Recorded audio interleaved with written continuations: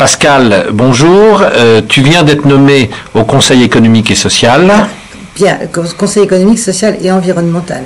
Ça, c'est... Conseil économique, social et environnemental. En deux mots, quel est cet organisme? C'est la 3e Assemblée de l'État, donc qui a un rôle consultatif, avec plusieurs moyens de saisir ce Conseil économique social, et avec d'ailleurs des évolutions en la matière.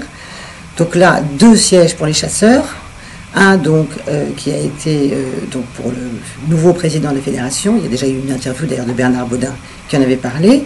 Et puis au titre de la parité, j'ai eu la joie d'être également nommé par la Fédération nationale des chasseurs pour les représenter avec Bernard Baudin au CESE.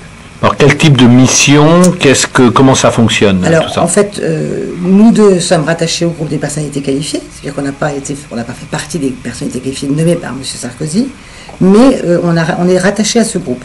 Ça c'est la première chose. La seconde, donc dans ce groupe il y a une 40aine de personnes.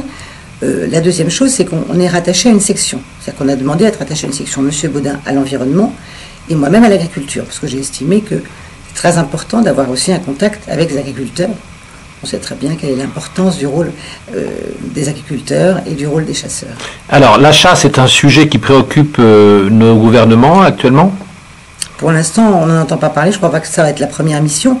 En revanche, assister à des réunions de section, travailler avec des associations de la protection de la nature, puisque c'est aussi à ce titre-là qu'on est rentré au CESE, et travailler dans des groupes qui vont, dans des sections plus exactement, qui vont travailler par exemple sur l'agriculture, sur les céréales, on a un lien direct et on va, je pense, avoir notre mot à dire.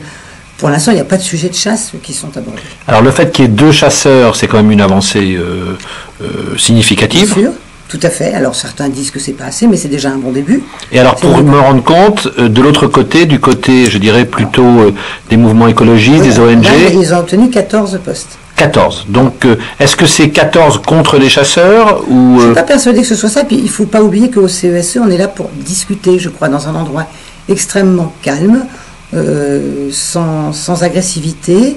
Je pense que chacun a envie de débattre calmement de sujets importants. Je crois que c'est le but du CESE, c'est de travailler En fait, c'est un poste d'observation important, et on va dire que ça va être l'occasion de sentir un petit peu ce qui se passe, quels sont les différents sujets. Bon, pour la vénerie et pour la chasse, le fait que tu y sois, c'est évidemment un point essentiel. Le Rallye Lomance a fait un site formidable. Est-ce que tu peux nous raconter en 2 mots ce que vous avez fait? Je signale aux internautes que vous êtes le site du mois, donc je vous invite à aller consulter ce site. En 2 mots, raconte-nous qu'est-ce qui a participé à ce projet? En fait, c'est Christophe Ruy, qui était un suiveur de l'équipage, qui il y a 5 ans m'a dit pourquoi est-ce que je vous aiderais pas, pourquoi est-ce qu'on ne montrait pas un site. Lui-même avait un très beau site sur le pays de Tronchet. Et il m'a dit, après tout, moi ça me plairait beaucoup qu'on monte ensemble le site de l'équipage. Donc on y a travaillé à 5 ans. Il a évolué énormément. Au début, c'était un site assez, j'allais dire, où on faisait 2 grosses mises à jour. Et puis au fur et à mesure du temps, on a ajouté énormément de choses, en particulier tous les comptes rendus de chasse, beaucoup d'actualités, presse, on changeait, on remettait des photos, on a beaucoup travaillé. Puis tout d'un coup, on s'est dit, ça suffit encore plus. Alors là, Christophe Ruy, qui est vraiment quelqu'un de absolument formidable, et je salue la qualité de son travail et de son bénévolat, puisqu'il le fait à titre parfaitement bénévole, m'a proposé au mois de septembre de refaire complètement le site. Dans mon malheur, de mon accident, j'ai été bloqué pendant 2 mois à la maison, ce qui nous a permis de travailler, lui au niveau de la technique, moi au niveau des textes, des photos, de la relecture, mais c'est surtout lui qui a fait le travail, je vais dire purement informatique.